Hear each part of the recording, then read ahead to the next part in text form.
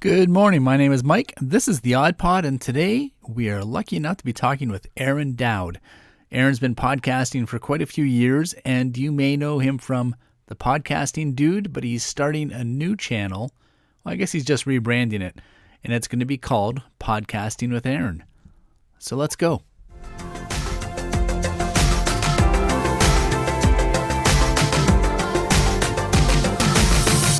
And off we go. And all I'm really going to do is I'm just going to keep it short and sweet. I mean, well, let's do a podcast episode. Yeah, let's make a podcast. See, that's the thing. I was listening to your podcast. Well, first, let me just do a quick little intro here.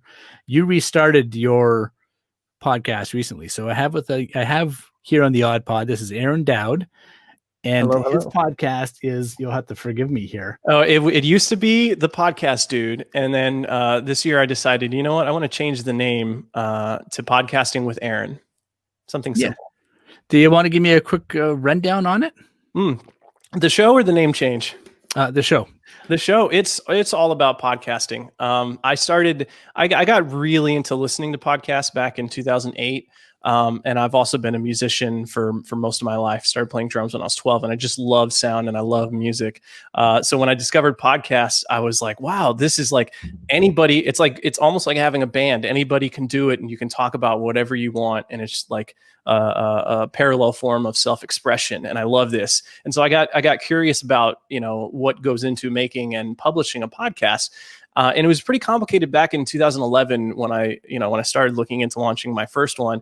I had to set up a WordPress website and use some plugin to generate something called an RSS feed. And then I had to submit that to Apple and a few other places to get it all together. And then of course it was well, what do you talk about on the show? How do you record the audio? What kind of gear do you need? How do you do the editing? How do you make sure it doesn't sound like crap? There was just all this stuff, but I was really into it. I was like, it's complicated, but it's fun for me as a musician and as someone who enjoys creating things. And then, word got out that I was doing this, and a couple people asked me for help. And I was like, sure, I can help you. There was a show that I listened to that I thought I could help. So I reached out to them and just started getting involved. And eventually I kind of became known and started pitching myself as the podcast dude, just a guy you could talk to about podcasting. And I was getting dozens of emails. I got tired of answering the emails. So I started a podcast and a YouTube channel. And it's just kind of all snowballed from there. So my show is just talking about what I've learned about podcasting, answering people's questions about podcasts. Just the whole world. Now, you had a bit of a delay between, it looks like July 24th and then December 5th. And, sorry. Delayed. No. I'm just curious, what made you jump back into it, after July? What made you take a pause? Oh, well, no. So I've had a real struggle over the past. Let's say there's really been 2 seasons, and the first season was from the show launch in 2015. I think it was March of 2015. I launched, and I did weekly episodes consistently for 2.5 years until I think it was the end of 2016. I did something like 75 episodes, week, long time. And then I stopped to finish some online courses that I wanted to produce. One about using GarageBand, one about using Logic, and one about podcasting in general. And they were kind of big courses. It was 100 lessons, a deep dive into podcasting. And so I finished them and I launched them. And then I pretty soon after started a new full-time job. But truthfully, also I was dealing with a lot of anxiety and probably a little bit of depression, just some little bit of mental health issues and partially self-inflicted. I was probably drinking more than I should have, and I was getting high a little bit too much. Truthfully, those are things I enjoy doing, but it was also to kind of deal with, I think, and numb some of the anxiety I had about situations in my life. And I wasn't in a good place mentally. So I tried a couple times to produce episodes. I did produce some episodes here and there. I'd finish an interview. I'd finish a solo show, I think, but just not consistently. So this year, of course, 2020 has been a ride of a year, and I know really hard for a lot of people. I've been fortunate to maintain employment and to basically be safe. I've been working from home since 2014, so my life didn't actually change too much other than all the things happening outside. But I've been working on my personal health and my fitness and my mental health for the past 4 or 5 months, resting more, and feeling good. So I just recently relaunched and committed to doing weekly episodes again on Saturdays and video episodes too. So that's been really fun. Oh, excellent. I'm sorry if I seemed distracted there for a second, but I just had to turn off my furnace because I'm in the basement. And as soon as I heard the furnace come on, I'm like, son of a bitch. I'm like, oh, the I sound. Grab my phone and I didn't hear it. So that's, I don't know how much it affects the sound quality.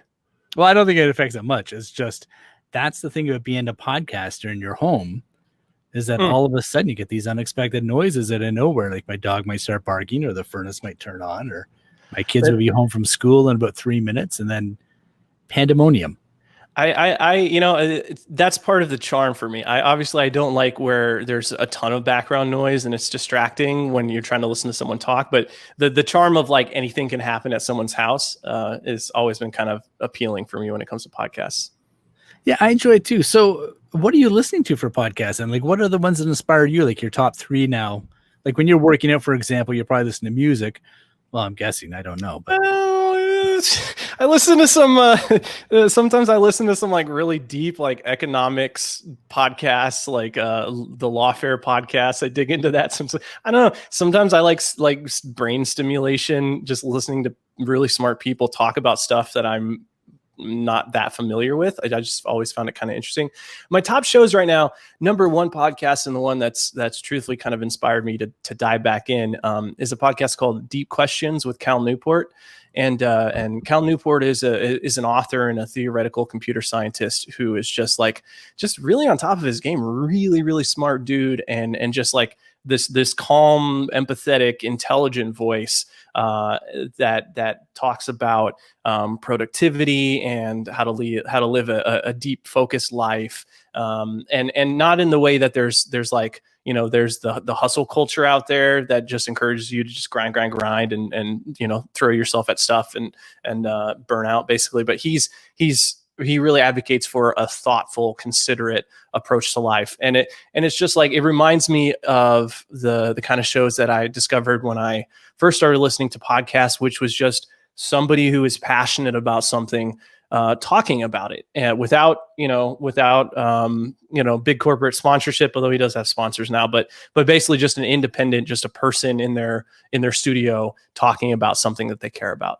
And it really resonates with me. So Deep Questions with Cal Newport, definitely my favorite show. He does 2 episodes a week and it's always top of my list because it's just like, I've been saying this is like a warm bath for my mind. And then after that, I like the Pivot show by Kara Fisher and I love the Pivot. Kara Swisher rather. Kara Swisher. That one. I'm like, if you like that, you're gonna love the Pivot. With Scott Galloway and Kara Swisher. Scott Galloway and Kara Swisher. I just find them a really funny duo. They're very often sarcastic and sometimes slightly inappropriate, but they just have a really good time talking about what's going on in news and tech and politics and society. And I love that dynamic of like co-hosts with good good chemistry, good back and forth, and not afraid to call each other's bullshit out. Exactly. And they'll call each other out if one of them makes a mistake, and that's fun for me. So that's the Pivot podcast, and then Exponent by Ben Thompson of Stratechery, just another guy who pays a lot of attention to what's happening in tech and society and how they affect each other. And then he always has really insightful insights into all the stuff that's going on. So yeah, Deep Questions, Pivot, and Exponent are kind of my top shows, but so I like a lot of shows that are kind of like that. You're in Fort Worth, Texas? I am in Fort Worth, just outside of Fort Worth, Texas, a little town called Granbury. Did your dad work for Tandy or something, or your mom? No, my dad worked in tech a little bit, but he'd been with Lockheed Martin for the past 15 years of his career. I think it was 10 or 15 years of his career. The reason Tandy's in Fort Worth, right? I actually did not know, or I do not know that. A little bit. I haven't heard the name in a while. Well, no, they went south pretty quick. But it's a hard industry to be a part of. That's for sure. Oh, yeah, and you got Dell in there too. So yeah, Dell is Austin, I believe. But yeah, Fort Worth's a pretty quiet city. I've only recently started to come to appreciate it. Yeah, it's funny how like the areas that you grow up in, you leave them for a while, then you come back, and you're like, why'd I ever leave? I know why I left, because this area of Texas is pretty boring and full of cowboys. I was like, as a teenager, not what I was into, not what I was looking for. Yeah, But no, I agree. I would agree. So now you're going to get back into podcasting, and are you going to like, will you be interviewing people every week? Or are you going to be talking about what's new, or just are you going to be trying to inspire podcasters? yeah, so I have the overall theme of the show is just me talking about what I think is important related to podcasting. But a lot of the times that takes the form of a question and answer. So somebody will ask me a question, or I'll see a question, and I want to talk about that. I will do interviews. I will talk to people about, usually there's a theme or a topic, and I want to talk to someone about that. But sometimes I'll just be like, oh, this is a person who works in podcasting. I want to introduce them to my audience and have other people be aware of what they do.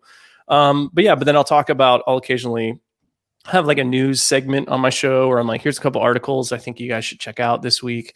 Recommendations. It's just kind of whatever I think is important, and whatever I want to speak to about. But I do enjoy getting asked questions, and then asking questions and starting conversations, and then using that as fuel for the show. Do you script an outline prior to creating a podcast, or you just go straight off the top of your head? It's a little bit of both. I do like to script and outline. I like to write, starting at kind of like a high level, have a theme, write some headlines, write an outline, write down my thoughts. I just find that like it helps me say the things I want to say, and not forget what I think is important to say, what's important to communicate. But then sometimes I just ad lib, or I'll just add stuff, or I'll go on tangents. It's kind of like a prepared live performance. Well, you're 35 now, right? Roughly. The thing is, at this age, you can still remember a lot, but give it time, a little bit of gray hair. And memory is directly correlated to sleep. So I'm just saying, get as much sleep as you can, because if you ever have kids, you'll get no sleep, and then your memory will just go. Oh yeah, no, I have become over the past 10 years, I pay a lot of attention to how my habits and my choices affect how I feel and how I perform, and I've realized that sleep is the foundation for a good life. Like 8 hours of sleep, it's non-negotiable for me. Like I don't even like staying out past 9 anymore. So I'm like, and it's funny because I feel pretty youthful, and I know I look youthful, because they're like, in the past month I've had 3 different people look at me like 35. I'm like, yeah, thank you. But it is because I guard my sleep with a passion. Like it is my most prized possession. It's my bedtime. And then I also try to eat well and exercise, and just, not have too many vices. Good to hear. So when it comes to your own podcast, so you mentioned that you edit. Do you still edit in Garage? I actually edit in Logic Pro 10. That's a paid app, correct? I believe it is. $200. Paid for it back in 2014. Still using it. Yeah, I think I have it on here because I have a MacBook Pro and I have access to Final Cut Pro. And I think I bought the whole bundle. So I think Logic Pro is included. Yeah. It's a great app once you learn it. Yeah. And where do you host your podcast, just out of curiosity? I use Simplecast. I was one of the early users. The second show I ever edited. The guy, one of the hosts, was the co-founder of it. And I eventually got to work for them from 2018 to early 2020. And help them build up. But it's a great hosting platform, especially for independent podcasters, although they ended up with a lot of very professional, large shows as well. So that's good to know. And now, speaking of tools, when we booked this session here, we use, what's that app called? Calendly? Calendly. Yeah. So Calendly is a really great scheduling tool, I found. This problem when you're talking to someone over Twitter or email, and you're like, hey, we should have a call. And they say, yeah. And you say, what time is good for you? It's a terrible question, because even if that person has a calendar, then they're like, well, I don't know, what time is good for you? And you just get in this black hole of nobody knows what's a good time. Calendly allows you to easily set up a calendar that anyone, if you can share a link with them, and anyone can go and pick out a time slot. that is open in your calendar. So you can do things like connect your Google Calendar to it to automatically block off time that you're not available. So what I can do is, and I primarily do this for work because I try not to do professional things outside of like 9 and 5 every day. But I send you a link and I was like, you pick a time. I know that like if it's open on Calendly, it's because I don't have anything scheduled for that time, and you picked a time that worked for you. It's so easy. You just say, here's my Calendly link, pick a time that works for you, and it makes it easy for everyone. Do you have any other tools that you would suggest for podcasters to use? Oh boy. I really like blog post perhaps on it. There's a few. If we're talking about, are we talking about software tools specifically, or do we want to dive into hardware? Well, it depends. Yeah. Well, get a decent microphone. Let's start there, USB or otherwise. For tools that I use, I don't know. I think a to-do list app is great for organizing like topic lists of things you want to talk about or things that you need to do. Let's see. Their writing apps are all kind of the same, so I think it is good to write an outline for your episodes. If you're using a Mac, QuickTime is a great free tool for just recording your audio file, even if you're talking on something like Streamyard, which is what you're using to record, or Squadcast, which is a web app that I like for recording as well. I know Descript is a great app that allows you to record. I think they do like Skype call type recording and then also transcriptions. And it is a paid app, but seems like they're really pushing podcast recording and tools forward. I just haven't dove in and tried it for myself yet. But Descript is pretty cool. And then Logic for me, it's kind of like primarily I need a web app that allows me to record conversations if I need to have them like with you or somebody else. And then I need a tool for editing, which is Logic Pro 10 in my case. I think it's if you do a Google search for podcasting workflows or how to podcast, you'll very quickly get a sense of the different tools that are available for producing a podcast, and then it's just kind of up to you to try and see what feels good and what fits for you, and then know that like scheduling guests is going to be tools like Calendly are helpful with that. The recording tools are helpful, and then everything else is just figuring out what you want to say, how to record it, how to edit it, how to publish it, and then how to promote it. So there's a variety of choices for tools for all of those things. Yeah, and now just a curiosity, like obviously we've seen like a really steep influx of new podcasts. I think we can both agree that there's so much room, like there's no cap to the podcast. It's just like YouTube. If just because some of us may all be in the same, like true crime, for example. Say we're all in true crime. There's 300 podcasts about true crime. Yep. And that's with more than, say, 10 episodes. And probably 3,000 with only one episode. Mm-hmm. But I think it's fair to say that podcasting is growing. There's lots of room there. If you were going to give any new podcaster out there some advice, what would you tell them? Just to do it or anything else? Or I'd give them a few pieces of advice. The first one is to write down and then think about these two questions. What do you want to get out of doing a podcast? And then what do you want your podcast to give to other people? Or what do you want other people to get out of your podcast? I think those are two really important questions to think about and write about and get clarity on before you start. Because something I see a lot of people doing is they'll start a podcast because it seems like fun. And truthfully it is, especially if you enjoy learning new things, trying new things, creating, doing self-expression and putting your voice out there for other people. It can be fun, but actually growing it and continuing to do it and putting in the work required to publish week after week or on a bi-weekly schedule or push out a season of episodes, the work itself gets a little bit less fun over time, and it can turn into a bit of a grind. It is a responsibility. It is time consuming, and it can be resource. It does cost money as well, unless you go kind of like the cheapest route and go with free hosting, which has a few of its own problems. But all that to say is it's not an easy path to growing a huge audience and making lots of money. So if that's kind of what you're thinking of, that's kind of like your motivation for starting a podcast. Oh, I'd love to have a big audience and make lots of sponsorship money. You're going to be in for a bad time. But if you're willing to commit to showing up, to producing a show that you really love, and I think this is important too, it's like, if you've been listening to podcasts for a while, you probably kind of have a sense of the type of show that you want to do, or the type of show that you really enjoy. Pursue that, follow that, stay in touch with like what you want to create and what you want to put out there. And remember that like, it's not just going to be about you. It should also be about your listener and your audience. Like, if you're just showing up and sharing your opinion, it's going to be a little bit hard to convince people to listen. You have to keep them in mind, and you have to consider why somebody else might give you their time and their attention.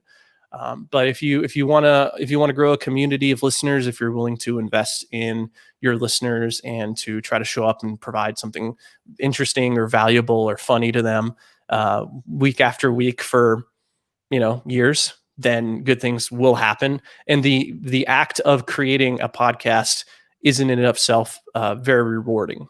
It's rewarding in ways that you probably won't understand at first, but will become more apparent over time. So just hang in there. If you run into roadblocks too, do Google searches. There's a lot of stuff you're going to have to learn about. You'll make mistakes. Recordings will be lost. There'll be weird sounds on your recordings sometimes. There's just a lot of weird, like little technical hurdles that you'll have to get over. But don't give up. Do your best. Try to finish and publish something, and make a few test episodes first to get the hang of it before you start publishing things for real. Yeah, and a person can always pivot halfway through. And you can always pivot. Absolutely. I pivoted after 5 years. I recorded for 2 years, took 3 years off, tried recording a few more things, and then jumped back into it. 5 years later, it's fine. Like just try to have fun with it. Now, do you think you're going to keep doing this in the next few years, or what's your plan with it? Yep. Getting on a weekly cadence helps me because I have a tendency to lean towards perfectionism and to want to over deliver, which can paralyze me. So knowing that I'm going to produce something on Saturday helps me keep it realistic. Like, what can I actually deliver on a weekly basis? Like, it can't be this, thousands of words, like deeply researched, huge thing. I have to kind of keep it limited in scope. But it also creates more of a, it feels more like doing something for a community of people. And just showing up consistently and saying like, hey, I'm going to try to provide you something valuable. If you show up and give me some of your time, I'm going to ask you questions. I'm going to give you a chance to talk about what you're thinking about, to leave comments, things like that. And I know I will also get better the more that I do it. I get better at speaking. I get better at writing. My thinking becomes clearer. So I'm doing this for myself. I'm also trying to do it for the people who like just love this kind of stuff and want to learn about it. Okay, well, I appreciate all that. One last quick question though. Can you tell me, when it comes to your own podcast history, what would you say your most downloaded episode was? Just out of curiosity, number wise, and what the topic was. Yeah, no, I know this because Simplecast has a nice like top 5 downloaded episodes. It was the episode I did sometime after, it was fairly recent, I think 2018 or 2019. It was about getting a job as a podcast editor or producer. What was it? I'm going to go look at my dashboard right now. How to get a job as a podcast producer, I'm pretty sure is what it was. Yeah, the idea being there, like, what kind of employment is available for people in podcasting, and this is something I actually have experience with because I went from being a junior front end web developer to being a full-time podcast editor and producer. Yeah, how to get a job producing podcasts, episode 80. There are jobs out there. It's not necessarily like the highest paying job. It can be a lot of work, but it definitely beats like what I was doing for half of my 20s, which was producing spark plug boots in a factory. So like this kind of stuff, if you enjoy it, pursue it. There's even more so now than ever before. There's more jobs you can do remotely.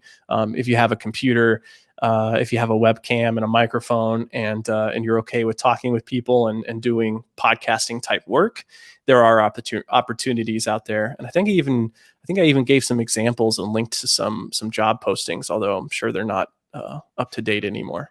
Podjobs.com, .net, podjobs.net. From James Cridland, his website. It's got an up-to-date list of podcast jobs. So go check those out. And yeah, good luck. That's my next sponsor, I think. Pod Jobs? Yeah. Great one for Canada. Yeah. We'll see what happens. All right. Well, listen, I appreciate you coming on the show. Can I just ask you, after I end the broadcast, can you stick around for like just 1 minute? I know the time's short here. And where can people find you online? Yeah, so Podcasting with Aaron is the website, podcastingwithaaron.com. It's also the name of the show, YouTube. And if you're on Twitter, might consider getting off Twitter, but my handle there is the podcast dude. It's a noisy place. I am pretty sure I should not spend any time there, but here I still do. Well, okay. All right. Well, thanks very much. I'm going to hit end broadcast now. Hey, thank you for your time. I appreciate you and people who are listening. Okay. Well, thank you.